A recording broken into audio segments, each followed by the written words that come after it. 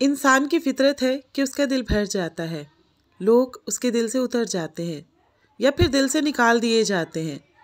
हकीकत तो ये है कि इंसान हमेशा के लिए नायाब नहीं रहता और ना ही किसी के दिल में हमेशा के लिए क़याम कर सकता है। यहाँ लोग मरने वालों पर दो आंसू बहाकर फिर से अपनी ज़िंदगियों में मगन हो जाते हैं और तुम चाहते हो कि तुम लोगों की ज़िंदगी में खुद को ज़रूरी पाओ, जबकि महज एक ज़रूरत की तरह इस्तेमाल किए जाते हो। वो कहते हैं ना कि इंसान की कदर सिर्फ 2 बार होती है, मिलने से पहले और खो देने के बाद। बेहतर है कि ऐसे लोगों से खामोशी के बगैर किसी शिकवा शिकायत किए दूर हो जाना चाहिए, क्योंकि वक्त इंसान की कदर सिखा देता है, मगर उस वक़्त हमें उनकी तलब नहीं रहती। फिर बस उनके पास मलाल के अलावा और कुछ नहीं होता। हज़रत अली फरमाते हैं, ज़िंदगी में किसी को अपना आदी मत बनाना, क्योंकि इंसान बड़ा खुदगर्ज़ है। जब आपसे मोहब्बत करे तो आपकी बुराई भूल जाता है, और अगर नफ़रत करे तो आपकी अच्छाई भूल जाता है। अस्सलाम वालेकुम, welcome back to my channel. कैसे हैं आप सब? उम्मीद करती हूँ खैरियत से होंगे, जहाँ होंगे हिफ्ज़ व अमान के साथ होंगे। मैं भी अल्लाह का शुक्र है बिल्कुल ठीक हूँ आपकी दुआ से। लाहौर में जो फॉगी वेदर आजकल चल रहा है ना, उसको देखकर तो मुझे वो इंडिया का एक सॉन्ग याद आ जाता है, शाम है धुआं धुआं। अब शाम कैसे धुआं धुआं होती है वो तो मुझे मालूम नहीं है, लेकिन लाहौर जरूर धुआं धुआं है। लेकिन अल्लाह का शुक्र है कि धुआं धुआं सिर्फ सुबह में ही था, लेकिन 11 बजे के बाद इतनी तेज धूप निकली थी ना, जो जनवरी 2024 की पहली कड़ाकेदार धूप थी। आप यकीन करेंगे, जब से ये सर्दियां आई है ना, मैं अल्लाह से रोज दुआ करती थी कि अल्लाह धूप निकल आए ना, मैं पूरा दिन धूप में बैठी रहूंगी। लेकिन जिस दिन धूप निकली ना, उस दिन मुझे अपना बड़ा फौलादी सा फील हो रहा था। ये नहीं कि मुझे विटामिन डी की कोई जरूरत नहीं है। अच्छा अभी जाती हूँ करते करते मैंने दिन गुजार दिया और मेरी क्लास का टाइम आ गया। और मेरे हाल को देखें कि कहीं मुझे धूप ही ना लग जाए ना, मैं फिजिकल क्लास भी नहीं लेने के लिए गई। तो मुझे मेरी अक्सर फ्रेंड्स पूछती हैं कि घर बैठे हुए कैसे ज्यादा पैसे कमाए जा सकते हैं। तो भाई घर बैठे सिर्फ सुस्तियां कमाई जा सकती हैं, नाकामियां कमाई जा सकती हैं, पैसे हरगिज नहीं कमाए जा सकते। तो जिन्हें घर बैठ के पैसे कमाने हैं ना, उनको सिर्फ मैं इतना ही कहूंगी कि आपको 36 तोपों की सलामी है, और हर बार आपको तोप के सामने खड़ा करूंगी ताकि आपको पता चल सके कि आपको 36 तोपों की सलामी मिल रही है। अब यार दुनिया में कौन सा ऐसा काम है जिसमें आपको हाथ पाँव ना हिलाने पड़े और आपको पैसे मिल जाए। अब मैं व्लॉगिंग करती हूँ ना, तो मुझे उसके लिए कैमरा घुमाना पड़ता है। अगर मैं रिएक्शन देती हूँ ना, तो उसके लिए मुझे बहुत से लोगों की वीडियोस देखनी पड़ती हैं। उसके बाद जाकर कहीं मुझे पता चलता है कि किसने क्या बोंगी मारी है, उसके बाद जाकर मैं उस पर रिएक्शन देती हूँ। यहाँ पर जी ऑफिशियली मेरी पैकिंग स्टार्ट हो चुकी थी। मैं उड़ी जा रही हूँ बर्फ देखने के लिए, और 1.5 ईयर के बाद मैं अपने अब्बू से भी मुलाकात करूंगी। उनसे मैंने ढेर सारी बातें करनी है। और पता कपड़े प्रेस करते करते ना मैं दिल में सोच रही थी मैं अब्बू से ये बात भी कहूंगी, ये वाली बात भी मैंने करनी है। मैं जानती हूँ कि वो कुछ नहीं सुनेंगे, लेकिन फिर मेरे दिल का बोझ तो हल्का हो जाएगा ना। मैं घर में छोटी थी तो अब्बू ने मुझे बहुत बिगाड़ रखा हुआ था। कभी अम्मी की शिकायत लेकर पहुंच जाती थी, कभी बहन भाइयों की शिकायत लेकर पहुंच जाती थी, और अब्बू मेरा दिल रखने की खातिर ना सबको डांट भी दिया करते थे। अच्छा मुझसे ना एक सिस्टर पूछ रही थी कि आपने कभी अपने फादर की पिक्चर शेयर नहीं की है। मैंने अपने फादर की पिक्चर 2 से 3 बार शेयर की है, लेकिन लोगों को लगता है कि या वो मेरे दादा अब्बू हैं या वो मेरे नाना अब्बू हैं, और मैं झूठ बोलती हूँ कि ये मेरे फादर हैं। झूठ बोल के मुझे कौन सा अवार्ड मिल जाना है जो मैं आप लोगों से झूठ बोलूंगी। असल में मेरे अब्बू और मेरी अम्मी के दरमियान में 45 ईयर्स का गैप था, यानी कि मेरी अम्मी मेरे अब्बू से 45 साल छोटी थी। अब इन दोनों के दरमियान में इतना एज गैप क्यों था, ये बड़ी लंबी कहानी है, इंशाल्लाह फिर कभी आप लोगों को सुनाऊंगी। जब मैं स्कूल गोइंग स्टूडेंट हुआ करती थी ना, तो मुझसे अक्सर लड़कियां पूछा करती थी कि जो आपको लेने के लिए आते हैं ये आपके दादा अब्बू हैं या नाना अब्बू हैं। तो मैं किसी को बताती ही नहीं थी कि मेरे फादर है। मुझे ये होता था कि लड़कियां मुझ पर हंसेंगी। लेकिन जिस दिन मेरे फादर को फर्स्ट हार्ट अटैक हुआ और वो आईसीयू में थे, तो डॉक्टर ने मुझसे फर्स्ट टाइम पूछा कि आपके क्या लगते हैं, तो मैंने उन्हें कहा मेरे फादर है। और साथ ही मैंने उन्हें ये भी कहा कि अब आप ये ना कह दीजिएगा कि आपके नाना अब्बू हैं या दादा अब्बू हैं। वो जो डॉक्टर थे ना, उनकी एज भी तकरीबन कोई 40-45 के दरमियान थी। वो एकदम से हंसे, मुझे कहते हैं बेटा मैं ऐसा क्यों पूछूंगा, बाप तो बाप होता है ना, जिनका नहीं होता उनसे जाकर पूछो।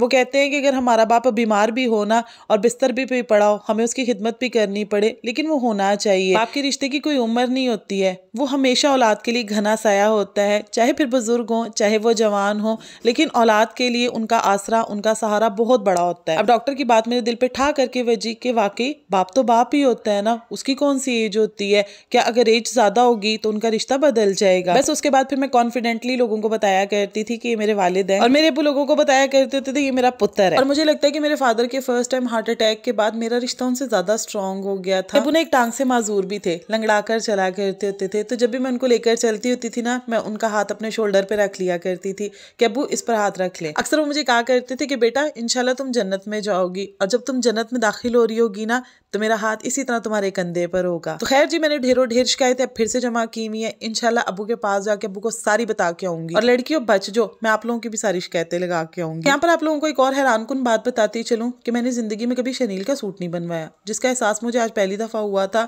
वो भी पैकिंग करते हुए। मैं सर्दियों में या तो अपने लिए लीलन का सूट बनाती हूँ या फिर धनक का सूट बनाती हूँ। मैंने कभी भी शनील का सूट नहीं बनवाया। और अब जब मैं बर्फों में उड़ी जा रही हूँ ना, तो फिर मुझे पता चला कि मेरे पास तो शनील का सूट नहीं है।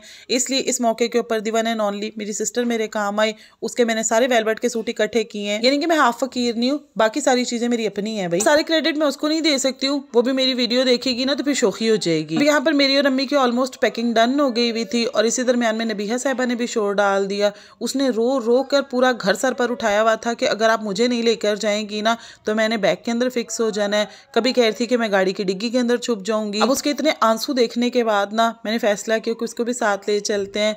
यहाँ पर जी मैंने अपने लिए ग्लव्स भी रख लिए हैं, साथ में सॉक्स भी रख लिए हैं और ये बिल्कुल जाती मेरी अपनी है। और ये है जी वो वेलवेट के सूट जो मैंने अपनी बहन से मांगे हैं और जिनको मैं बैग में रखने लगी। और पता अभी तक केपीके में कहीं पे भी स्नोफॉल नहीं हुई थी, अगर हुई भी थी ना तो ऊपर पहाड़ों पर हुई थी। और जैसे मैंने पैकिंग स्टार्ट की ना, इसी दरमियान में मेरे कजन की कॉल आई कि बेटा यहाँ पर भी हैवी वाली स्नोफॉल स्टार्ट हो गई है। तो इंशाल्लाह आप लोगों को स्नोफॉल भी दिखाऊंगी, अपना वो वाला गाँव भी दिखाऊंगी जिसकी रोड और घर की छतें मिली हुई आपस में। जब मैंने भी स्टार्ट में देखा था ना तो मुझे हैरत हुआ करती थी, लेकिन अब आदत पड़ गई है। और यहाँ पर जी मेरा भतीजा आया हुआ था, इसकी ना चप्पल टूट गई थी, मुझे कह रहा था कि मुझे ना चप्पल ले कर दो। मैंने इसको कहा कि ठीक है मैं तुम्हें ना 500 रुपया देती हूँ, जाके चप्पल ले लो। अब 500 रुपये का नाम सुन के ना उस पर तो बाकायदा सत्ता हो गया और उसके हाथ से पैसे गिर गए और नबीहा उसी की एक्टिंग कर रही थी।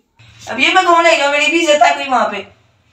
मतलब आजकल के तो बच्चे भी 500 रुपया नहीं लेते हैं कि बाजार में 500 रुपये का कुछ नहीं आता है। तो खैर जी मेरी पैकिंग अल्हम्दुलिल्लाह कंप्लीट हो चुकी हुई है। अभी नबीहा की पैकिंग बाकी है, इंशाल्लाह वो मैं कल करूंगी और साथ ही जो मेरी जो बाकी चीजें रह गई हैं वो भी कल ही पैक करूंगी। और फिर इंशाल्लाह आप लोगों के साथ अपना जर्नी व्लॉग भी शेयर करूंगी। जिसने मेरा खूबसूरत सा गाँव देखना है ना वो जल्दी मेरे चैनल को सब्सक्राइब कर ले, ताकि जैसे ही मैं वीडियो पोस्ट करूँ आपको फौरन से उसका नोटिफिकेशन मिल जाए।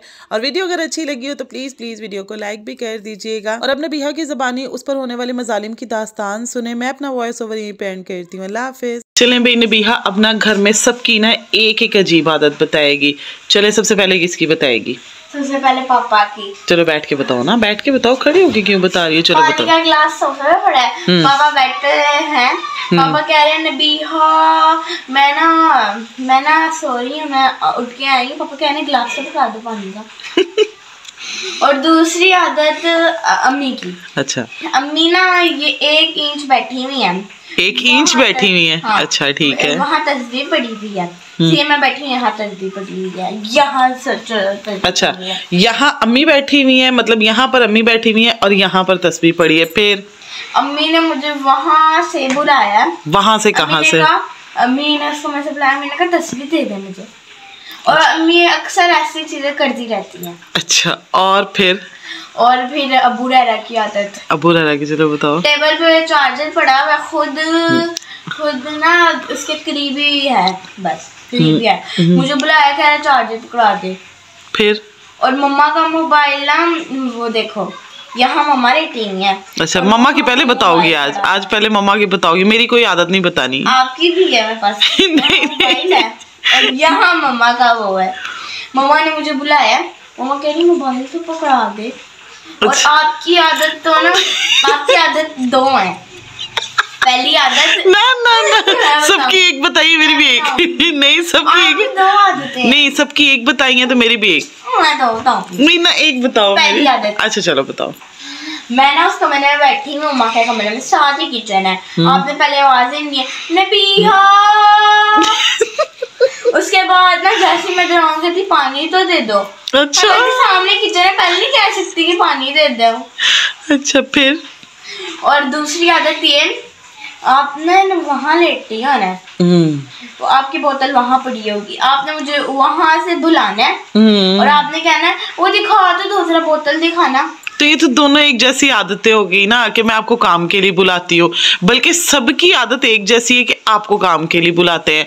तो इसका मतलब ये हुआ अजीब से काम के लिए क्यों बुलाते हैं? तो अब आपका क्या मतलब? अच्छा, आपकी ऐसी आदत है ना कि अगर मैं घर के किसी काम के लिए बुलाऊंगी तो आप आगे से कहोगी तो मैं तो छोटी हूँ और आदतें बताने के लिए पक्की आंटी हो, है।